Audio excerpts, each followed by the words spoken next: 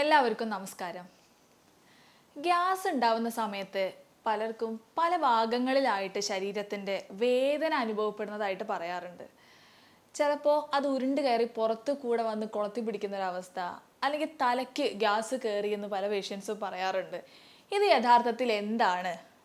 അതുപോലെ hypo acidity, hyper acidity എന്നുള്ളത് നമ്മൾക്ക് എങ്ങനെ വീട്ടിലിരുന്നു കൊണ്ട് 2 സിമ്പിൾ ടെസ്റ്റുകൾ വഴി മനസ്സിലാക്കിയെടുക്കാം? എത്തരത്തിലുള്ള ഭക്ഷണങ്ങളാണ് ഹൈപ്പോ അസിഡിറ്റി ഉള്ളവരും ഹൈപ്പർ അസിഡിറ്റി ഉള്ളവരും കഴിക്കേണ്ടത് എന്നൊക്കെ നമുക്ക് ഈ വീഡിയോയിലൂടെ ഒന്ന് നോക്കാം. ഞാൻ doctor Shreya S Madhavan, doctor Basil's homeo hospital, Pandikkad, Malappuram ജില്ല.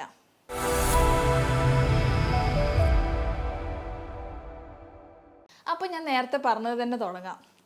ഈ പല പേഷ്യൻസും നമ്മളടുത്ത് വരുന്ന സമയത്ത് അല്ലെങ്കിൽ ഫോണിലൊക്കെ നമുക്ക് കൺസൾട്ടേഷൻ എടുക്കുന്ന സമയത്ത് അവർ പറയാറുള്ളത്, ഡോക്ടറെ ഗ്യാസ് ഇങ്ങോട്ട് കയറി തലയിലൊക്കെ എന്തോ പിടിച്ച് നിൽക്കുന്ന പോലെ തോന്നാറുണ്ട്, തലയ്ക്കാണ് ഗ്യാസ് കയറുന്നത്, അല്ലെങ്കിൽ ബോഡിയുടെ പല ഭാഗങ്ങളിൽ കൊളത്തി പിടിക്കുന്ന തരത്തിലുള്ള വേദന ഉണ്ടാവുന്നുണ്ട് എന്നുള്ളത്. ഇത് യഥാർത്ഥത്തിൽ എന്താണെന്ന് നോക്കിക്കഴിഞ്ഞാൽ നമ്മുടെ വാഗസ് നെർവിന് ഉണ്ടാകുന്ന റോങ് ആയിട്ടുള്ള പല ഇൻഫർമേഷൻസും കൊണ്ടാണ് ഇത്തരത്തിൽ രോഗികൾക്ക് അനുഭവപ്പെടുന്നത്.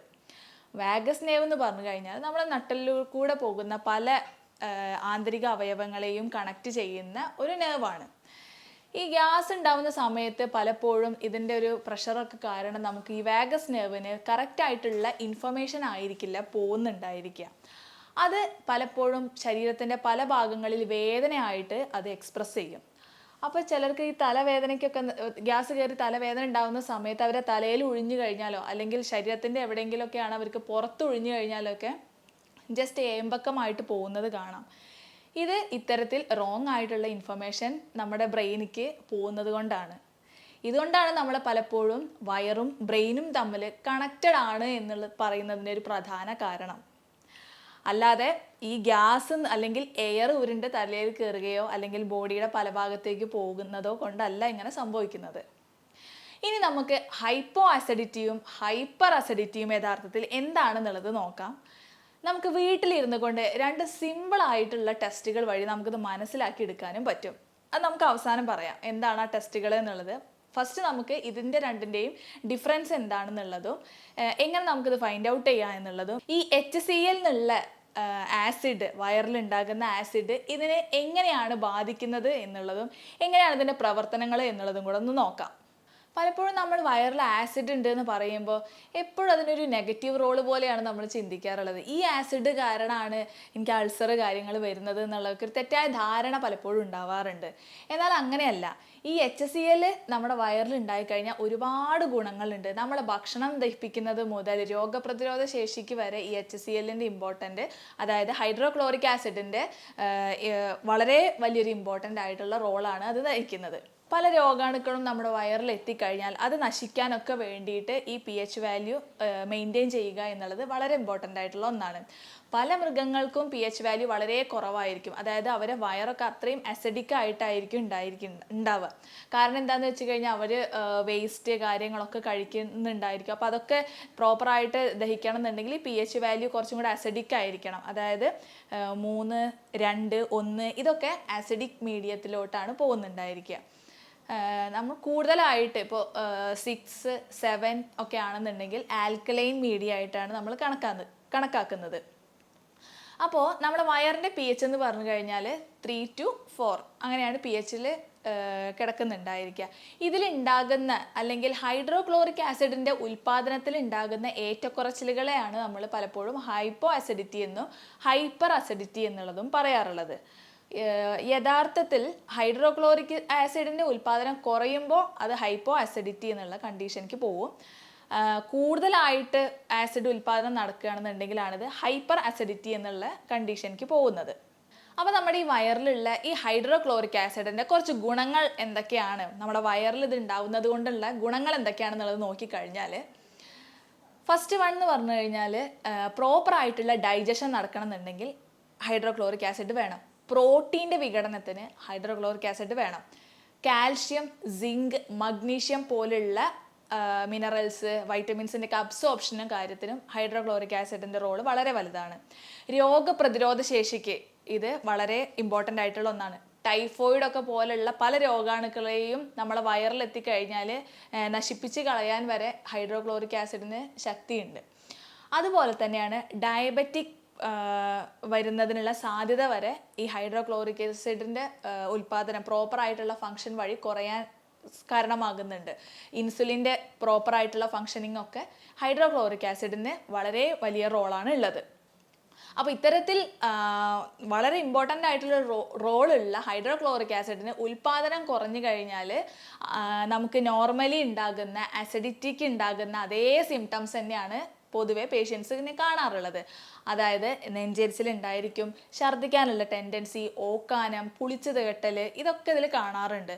ഈ GERD അതായത് ഗ്യാസ്ട്രോ ഈസോഫാജിയൽ റിഫ്ലക്സ് ഡിസീസ് എന്ന് പറയുന്ന അസുഖത്തിൻ്റെ മെയിൻ കാരണവും ഇത് തന്നെയാണ്. പ്രോപ്പറായിട്ട് നമ്മുടെ വയറിൽ ഹൈഡ്രോക്ലോറിക് ആസിഡിൻ്റെ ഉൽപ്പാദനം ഇല്ലാതിരിക്കുക, അല്ലെങ്കിൽ കറക്റ്റായിട്ടുള്ള pH മെയിൻറ്റെയിൻ ചെയ്യാതിരിക്കുക, അല്ലെങ്കിൽ കൂടുതലായിട്ട് ഹൈഡ്രോക്ലോറിക് ആസിഡിൻ്റെ ഉൽപ്പാദനമൊക്കെ ഇത്തരത്തിൽ GERD എന്നുള്ള അസുഖത്തിന് കാരണമാകുന്നുണ്ട്. അപ്പോൾ ഈ ഹൈപ്പോ അസിഡിറ്റി ഉണ്ടാവുന്ന കണ്ടീഷൻ, അതായത് ഹൈഡ്രോക്ലോറിക് ആസിഡ് നമ്മൾ കുറയുന്ന കണ്ടീഷന് യഥാർത്ഥത്തിൽ പറയുന്ന പേര് ഹൈപ്പോക്ലോറോഹൈഡ്രിയ എന്നുള്ളതാണ്. ഇത്തരത്തിൽ ഹൈഡ്രോക്ലോറിക് ആസിഡ് കുറഞ്ഞു കഴിഞ്ഞാൽ എന്തൊക്കെ കാരണങ്ങൾ കൊണ്ടാണ് ഇത് കുറയുന്നത് എന്നുള്ളത് നമുക്കൊന്ന് നോക്കാം. ഫസ്റ്റ് വൺ, വൈറ്റമിൻ ബിയുടെ ഡെഫിഷ്യൻസി ഇത്തരത്തിൽ ഹൈപ്പോക്ലോഹൈഡ്രിയ അല്ലെങ്കിൽ ഹൈഡ്രോക്ലോറിക് ആസിഡിൻ്റെ ഉൽപ്പാദനം കുറയാൻ കാരണമാകുന്നുണ്ട്. രണ്ടാമത്, മദ്യപാനം വലിയൊരു ഇമ്പോർട്ടൻ്റ് റോളാണ്. മൂന്നാമതായിട്ട്, ഓവറായിട്ട് സ്ട്രെസ് ഉള്ള ആൾക്കാർക്കും ഇത്തരത്തിൽ ഹൈപ്പോക്ലോഹൈഡ്രിയ അല്ലെങ്കിൽ ഹൈഡ്രോക്ലോറിക് ആസിഡിൻ്റെ ഉൽപ്പാദനം കുറയുന്നതായിട്ട് കാണാറുണ്ട്. ഉറക്കക്കുറവ് ഇതിലൊരു പ്രധാന കാരണമാണ്. പിന്നെ മറ്റൊന്ന്, ഹൈപ്പോതൈറോയിഡിസം ഇത്തരത്തിലുള്ള അസുഖത്തിന് കാരണമുണ്ടാക്കുന്നുണ്ട്. അതുപോലെ തന്നെയാണ് അമിതമായിട്ടുള്ള പ്രോട്ടീൻ്റെ ഇൻടേക്ക് ഹൈഡ്രോക്ലോറിക് ആസിഡിൻ്റെ ഉൽപ്പാദനം കുറയ്ക്കുന്നുണ്ട്. മൂന്നാമതായിട്ട്, നമ്മുടെ വയറിൽ പലപ്പോഴും പല സർജറികളും ചെയ്യുന്നതിൻ്റെ ഭാഗമായിട്ടും ഇത്തരത്തിൽ ഉണ്ടാവാറുണ്ട്. വെയിറ്റ് ലോസിൻ്റെ ഒക്കെ ഭാഗമായിട്ട് വയറ് കട്ട് ചെയ്ത് ചുരുക്കുന്ന സർജറികളൊക്കെ ചെയ്യുന്ന സമയത്ത് ഇത്തരത്തിൽ ഹൈഡ്രോക്ലോറിക് ആസിഡിൻ്റെ ഉൽപ്പാദനം കുറയുന്നതായിട്ട് കാണാറുണ്ട്. അപ്പോൾ ഇത്രയും കാര്യങ്ങളാണ് നമ്മൾ ഹൈപ്പോ അസിഡിറ്റി എന്നുള്ള കണ്ടീഷൻ വരുന്ന സമയത്ത് അറിഞ്ഞിരിക്കേണ്ട കാര്യങ്ങൾ. ഇനി ഹൈപ്പർ അസിഡിറ്റി ഉണ്ടാകുന്ന സമയത്ത് എന്തൊക്കെയാണ്? ഹൈഡ്രോക്ലോറിക് ആസിഡിൻ്റെ ഉൽപ്പാദനം കൂടുന്നതായിട്ടാണ് കാണാറുള്ളത്.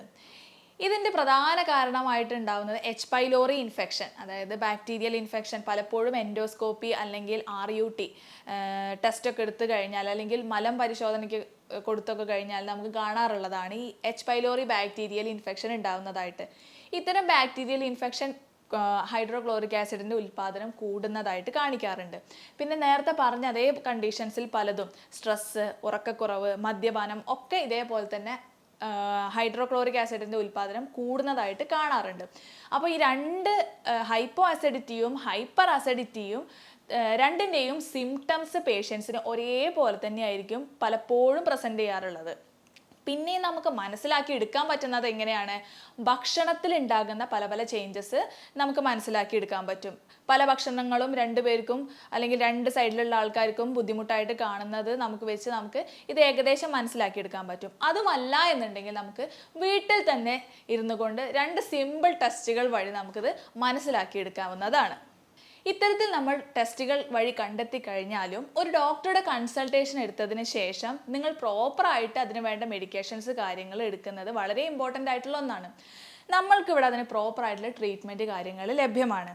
ഓരോ വ്യക്തിയെയും നമ്മൾ ഡീറ്റെയിൽഡ് ആയിട്ട് എടുത്ത് പരിശോധിച്ചതിന് ശേഷം ആ വ്യക്തിയുടെ ശാരീരികവും മാനസികവുമായിട്ടുള്ള ഓരോ ലക്ഷണങ്ങളും കണക്കിലെടുത്തിട്ടായിരിക്കും ട്രീറ്റ്മെൻറ്റ് മുന്നോട്ട് പോകുന്നുണ്ടായിരിക്കുക. ഈ ലക്ഷണങ്ങൾ നമ്മൾ എടുത്തതിന് ശേഷം റെപ്പട്രൈസേഷൻ ചെയ്ത് യൂറോപ്യൻ നിർമ്മിത സോഫ്റ്റ്വെയറിൻ്റെ സഹായത്തോടു കൂടിയായിരിക്കും ട്രീറ്റ്മെൻറ്റ് മുന്നോട്ട് പോകുന്നുണ്ടാകുക. അതുപോലെ തന്നെ ജർമ്മനിയിൽ നിന്നും ഇമ്പോർട്ട് ചെയ്തിട്ടുള്ള പൊട്ടൻറ്റൈസ്ഡ് ആയിട്ടുള്ള ഹോമിയോ മെഡിസിൻസ് ആണ് നമ്മൾ ട്രീറ്റ്മെൻറ്റിനായിട്ട് മെഡിസിൻ വഴി കൊടുക്കുന്നത്. അതുകൊണ്ട് തന്നെ വേറെ ശാരീരികവും മാനസികവുമായിട്ടുള്ള യാതൊരു ബുദ്ധിമുട്ടോ കാര്യങ്ങളോ ഇല്ലാതെ തന്നെ നമുക്ക് സിമ്പിളായി ഇത്തരത്തിലുള്ള ബുദ്ധിമുട്ടുകളെ റെഡ്യൂസ് ചെയ്ത് കൊണ്ടുവരാവുന്നതാണ്. ജീവിതശൈലി രോഗമായതുകൊണ്ട് തന്നെ കുറച്ച് ഭക്ഷണത്തിൽ റെഗുലേഷൻ കൂടെ നോക്കിക്കഴിഞ്ഞാൽ നമുക്ക് ഇതിൽ നിന്നും കംപ്ലീറ്റ് ആയിട്ട് ശാശ്വതമായിട്ട് പരിഹാരം കണ്ടെത്താവുന്നതാണ്. അപ്പോൾ നമുക്കിനി വീട്ടിലിരുന്ന് കൊണ്ട് 2 ടെസ്റ്റുകൾ ഞാൻ പറഞ്ഞു, അത് ഏതൊക്കെയാണെന്നുള്ളത് നമുക്കൊന്ന് നോക്കാം. ഒന്നാമതായിട്ട് ബേക്കിംഗ് സോഡ ടെസ്റ്റാണ്. അതായത് നമ്മുടെ വീട്ടിൽ തന്നെയുള്ള പല ഭക്ഷണങ്ങളിലും നമ്മൾ യൂസ് ചെയ്യുന്ന ബേക്കിംഗ് സോഡ ഒരു 1/4 ടീസ്പൂൺ എടുത്തതിന് ശേഷം ഒരു 100 ml വെള്ളത്തിൽ ഇത് നന്നായിട്ട് മിക്സ് ചെയ്യാം. അത് എംപ്റ്റി സ്റ്റൊമക്കിൽ അത് കുടിക്കുക.